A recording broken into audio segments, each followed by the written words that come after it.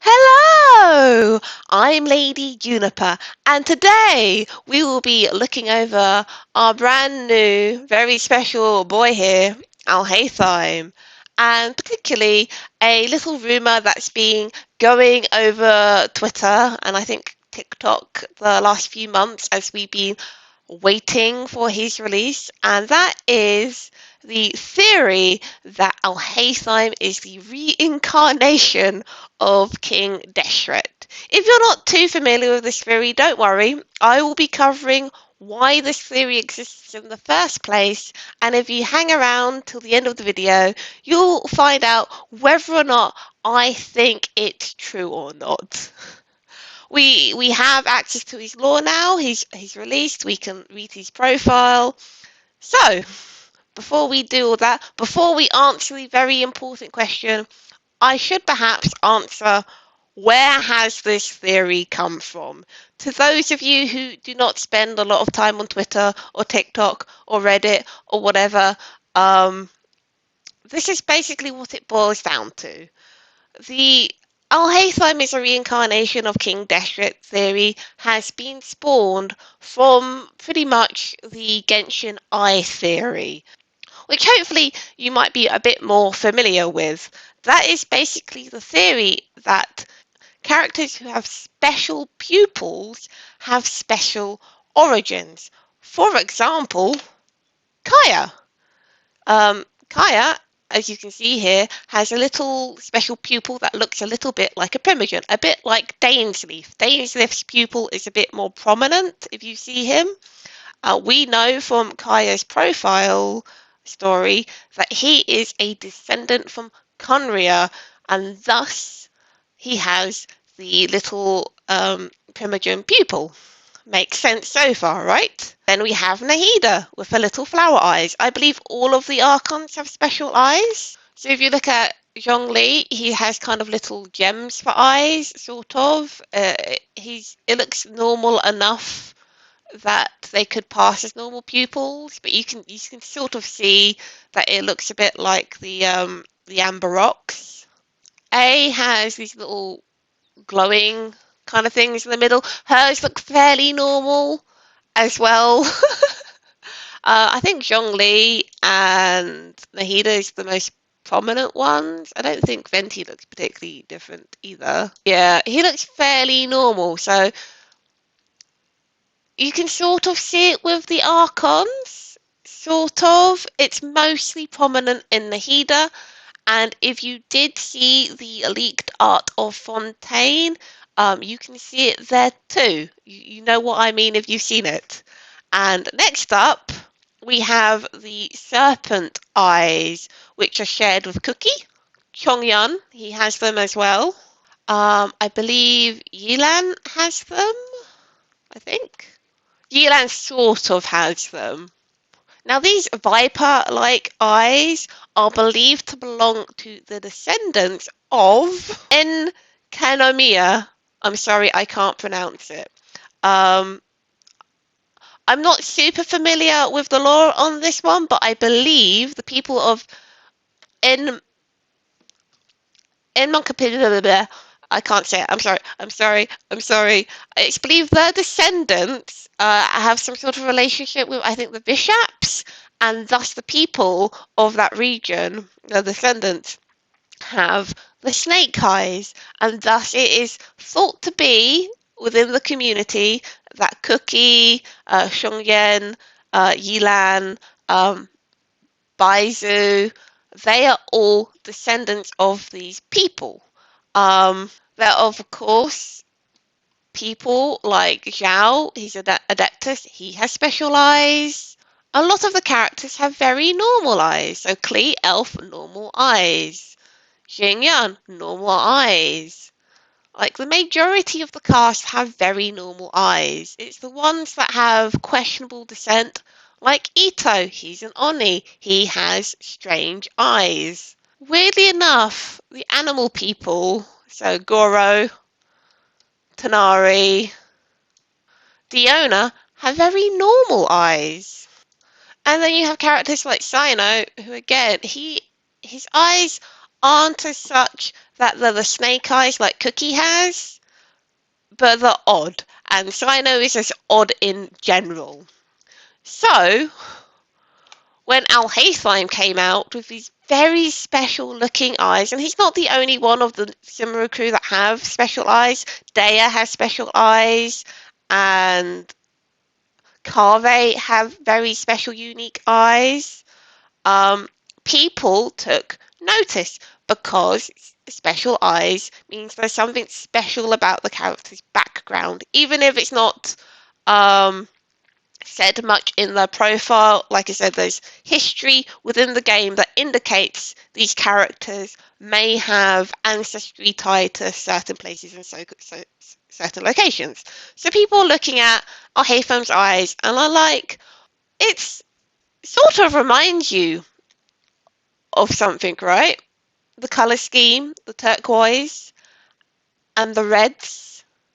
What does it remind you of? Does it remind you of a little bit of the ruins in the desert?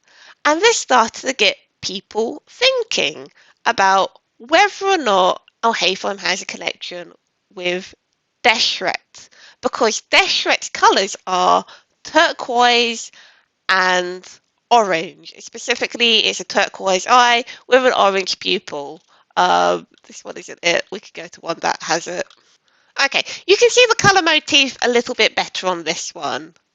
You can see why people might make this connection between Alhaitham's eyes and the statues to King Deshret. There's definitely a connection there. Also, the theory goes. And yes, this theory is pretty much based on eyes. There is a little bit more to it on the grounds that so the general fault being is if Ruka Davala could kind of resurrect herself in Nihida, why couldn't King Deshret reincarnate also? Because what King Deshret did is he sort of left his body to become a consciousness which roamed around the halls of his desert kingdom. And then when the knowledge he had acquired from the abyss, the forbidden knowledge, started to corrupt his kingdom and his people, he Ruka sacrificed.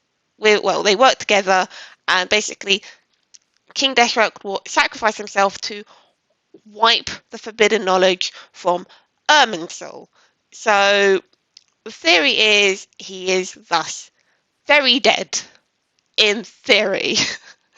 but one could argue because when you follow the Archon quest, a lot of the Emirates are like, no, there has to be a way to bring him back because he was a consciousness. Who's to say maybe a small part of him doesn't still remain within the halls of the desert? And thus, if any part of him does remain, because he was like this big overflowing consciousness, he should thus then be resurrectable. And we do know from Cyno's story quest that there were like reincarnation devices built. And we know from Farazan's backstory, there's a whole thing with like stopping time and manipulating time. And obviously you've got the Eternal Oasis, which is also a big time-stopped area. So the theory that Deshret could have been reincarnated is kind of okay. It's believable, right? That this could be done somehow. That somehow King Deshret could be reincarnated into this man. And like, you think about it, Alhaitham's personality types, he is a man of intellect. He loves knowledge. And we know from the Desert World quests that Deshret himself was offered the place of the Dendro Archon over Rukkhadavala, and Deshret turned it down because he knew becoming the Dendro Archon would prohibit his ability to pursue knowledge, and thus we can sort of see parallels of Alhaitham's personality and his interests in books and knowledge to overlapping with King Deshret. It makes sense. He has the eye colour, he has the personality, he has this whole thing with, he has a whole hawk motif, which we saw in the previous room. He has a whole hawk motif, which King Deshret, as we can see here, has a whole thing with birds. I can't remember what this particular bird thing's called. um, my my knowledge of Egypt mythology is failing me right now, but Alhaitham, I think it means hawk, and his constellation is a hawk. There's definite parallels with King Deshret. And so people were like, what if? What if the eyes mean that he is a reincarnation? Because why not? Why not? We know that theoretically, something like this could happen. And so we have all been waiting with great anticipation for Alhaitham's profile stories, hoping that they may reveal the truth, answer so many questions. Why does Alhaitham have this weird eye motif? Why does his eyes match the colour coordination with King Deshret's eyes? Why does he have a gem in the middle of his chest? And there's a really big thing in King Deshret's lore with gems and using them to power his machines. Like these gems in here are Jin gems, I believe, based off the new World Quest, and probably the big eye rock too, possibly.